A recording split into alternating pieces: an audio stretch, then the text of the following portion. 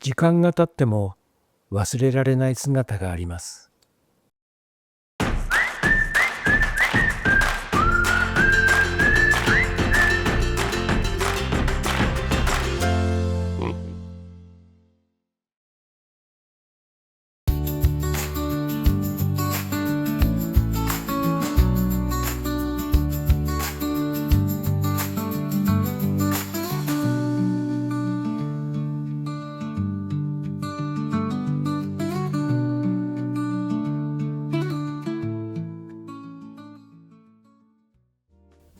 三部比のパパです。フレンチブルドッグを飼い始めて18年目、アラカン59歳です。この動画の公開はゴールデンウィークに入る直前ですので、皆さんは愛犬と一緒にどこに遊びに行こうか心を弾ませている時じゃないかと思います。だけど我が家ではこのゴールデンウィークを迎えるのが怖いというか、心から休暇を楽しむことが長い間できていません。家にずっと引きこもっているとかではなく、みんなで遊びにも行きますし、遠出もしたりします。でも心のどこかにいつも不安がつきまとってしまうんです。今回は少し重い話になります。でもこれは僕たち家族にとって大切な時間の話なんです。心がしんどい方はゴールデンウィークが終わってからゆっくりご覧ください。今回は僕が愛したフレブルお嬢と小町が虹の橋へ行ってしまった経緯と巡り合わせの話です。どうぞ最後までご覧ください。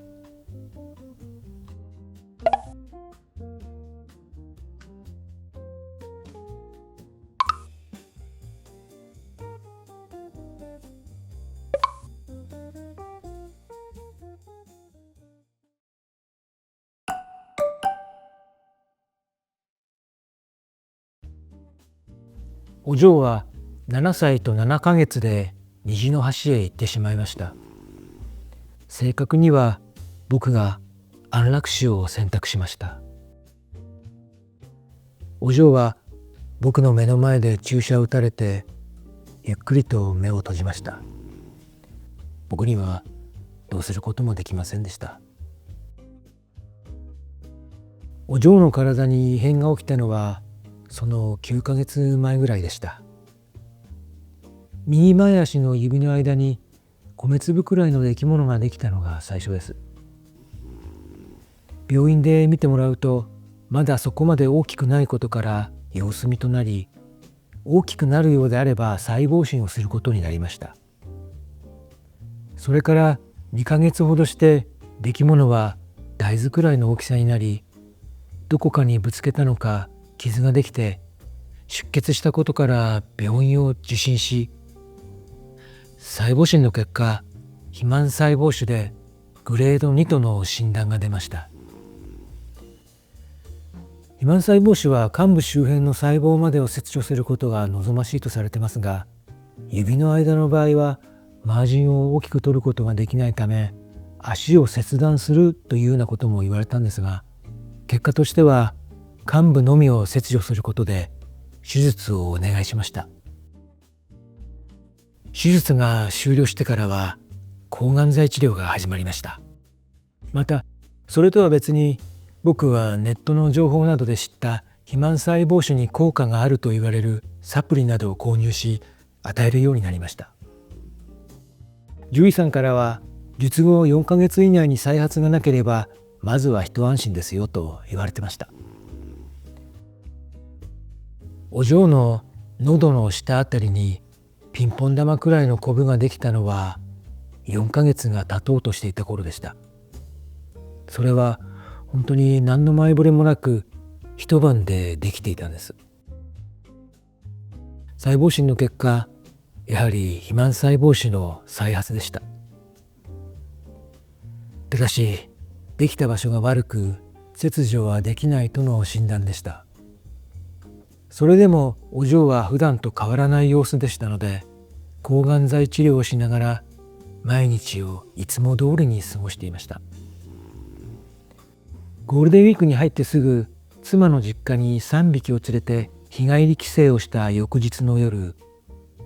お嬢が吐いているうめき声と匂いで目が覚めました。お嬢は黄色い胃液を一晩中吐きました。そして翌日に緊急入院。肥満細胞腫が活発化したことによる容体悪化でした。それからはゴールデンウィーク中でも午前中は診療を行っている病院だったので、妻と毎日様子を見に行っていました。すると2、3日してご飯を食べられるまでに回復し、このままなら休み明けに退院できる見込みとなりました。そしてゴールデンウィークが終わった翌日、会社勤めをしていた僕の携帯電話が鳴りました。それは病院からで、容体急変のため大至急来てくださいというものでした。駆けつけると妻が先に来ていて、お嬢はいつもとは違う別室の診察台の上に伏せてました。目を細く開けて荒い呼吸をしていました。お嬢と名前を呼ぶと細い目が少しだけ開いたように見えました。獣医さんから、ここまで持っているのは奇跡みたいなものだからもう手の施しようはありません。仮にここから回復したとしてもまたすぐ同じようになるでしょう。これは一つの選択だけど楽にしてあげるという考え方もあるよと、そう言われました。僕にはもうどうすることもできない。いろんなことが頭の中をごちゃごちゃと回っていたように思います。妻は僕に任せると言って泣いていました。僕はお嬢の頭を撫でてからしばらくして、先生お願いしますと言ったと思います。お嬢の首元に注射が打たれると、呼吸が次第に静かになって細かった目が閉じられました。それからきれいにしてもらったお嬢を家に連れて帰って、いつもお嬢がいたソファーの位置に横たえると、小町が近寄ってきてお嬢の顔のあたりの匂いを嗅いでました。それだけで小町には分かったんでしょうね。ボンはこの時10ヶ月でした。その日は妻のベッドでお嬢は一緒に眠りました。翌日、僕がお嬢を抱っこして家の中を全部見て回ってから葬儀場へ向かい旅に伏しました。5月9日が命日となりました。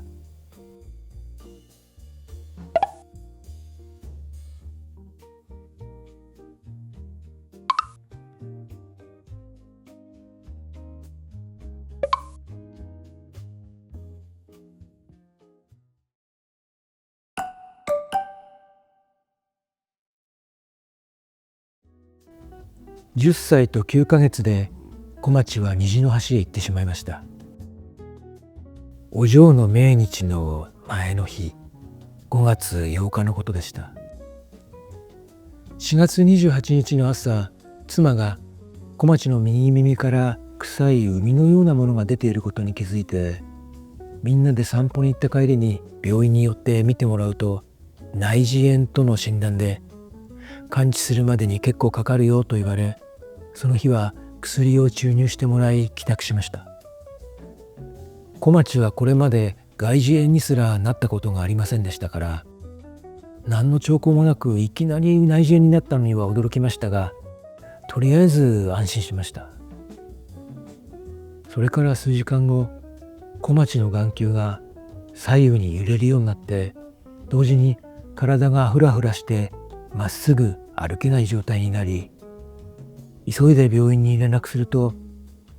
おそらく突発性前庭疾患であろうとのことで、その日は様子見をしてくださいということになりました。その症状をネットで調べると、老齢犬に多いことや、時間経過で徐々に治っていくことを知りました。翌日、小町が昨日から食事が取れていないこともあり、病院で点滴をしてもらいました。帰宅するとまだ目が左右に入れてふらふらしているものの、それでも小町は歩き回るくらいに回復しました。ところがその夜、寝ている小町の呼吸が急に荒くなり、そのまま起き上がることができなくなったんです。そして翌朝に緊急入院しました。それから2日後には回復してミルクを飲めるようになってきたので、このまま良い状態が続けば退院できるという話にまでなっていたんですが、その翌日、酸素室から出ると呼吸が荒くなる状態が続いたため、 MRI のある大きな病院に移してはどうかとの提案がありました。まだ原因が特定できていないものの、おそらく小町の内耳炎は細菌性のもので、それが内耳の奥の脳幹に近いところまで侵されている可能性があって、それが神経系統に触って体に影響しているらしいとの見解でした。それで小町をどうやって転院先に連れて行くかを考え始めました。翌日、小町の病状はさらに悪化し、ミルクも飲めない状況になっていました。僕がケージの前に行くと、辛そうに横たわっていた小町がそれでも何とか反応してくれました。そして僕が「小町、良くなってお家に帰ろうな」と両手を差し出すと、起き上がろうと一生懸命に足をばたつかせて、入院してから初めてミーッと猫のように小さく泣きました。これが最後に聞いた小町の声になりました。翌日、僕たちが見舞って一旦家に戻った合間に、小町は一人で行ってしまいました。なんであんなに元気だった小町がこんな風になってしまったのか、夫婦で声を上げて泣きました。それから小町を連れて家に戻り、小町の好きなソファーに寝かせました。そこは僕がいつも座っている場所で、小町は小さい時から僕がいない時はいつもそこで丸まって眠っていました。小町の毛並みはすべすべで、体も温かいままで、その表情は凛としていて、死んでしまったとは思えないほどに綺麗でした。その夜は小町はいつもと同じように妻のベッドの足元で眠りました。翌5月9日昼過ぎに小町を歌見にしました。この日はお嬢の5回目の命日でした。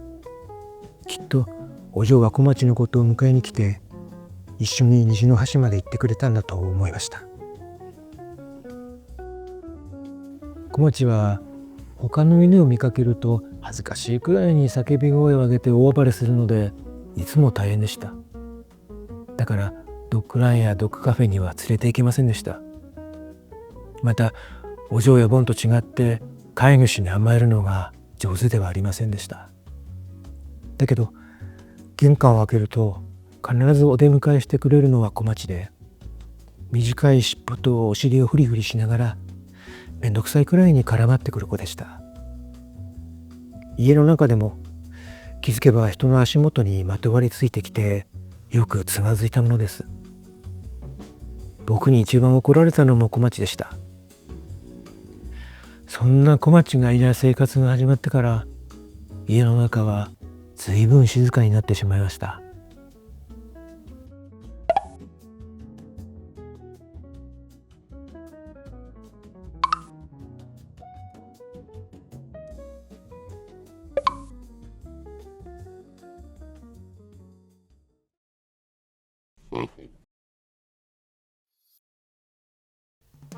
お嬢と小町はゴールデンウィークに体調を崩して入院。一度回復の兆しが出てきた矢先に急転してと、同じような経緯をたどって西の端へ行ってしまいました。このことがあってから僕たち夫婦はゴールデンウィークが怖いんです。毎年何事もなく早く過ぎてくれないかと心の中で思いながら過ごしてきました。ただ今年はこれまで以上に身構えてしまっています。なぜならボンがこのまま無事に生きてくれるかが心配だからです。昨年11月の脾臓摘出手術で判明した血管肉腫により余命3ヶ月の宣告を受けていましたが、再発することなく5ヶ月が経過しました。今のところ食欲も旺盛でとても元気にしています。それでもいつ体調の変化が現れるか不安でなりません。今はもう祈るしかできません。6月でボンは11歳になります。その時に動画でボンの元気な姿を皆さんにぜひ見ていただきたいと思っています。それが今の僕の一番の願いです。それではまた次回お会いしましょう。さようなら。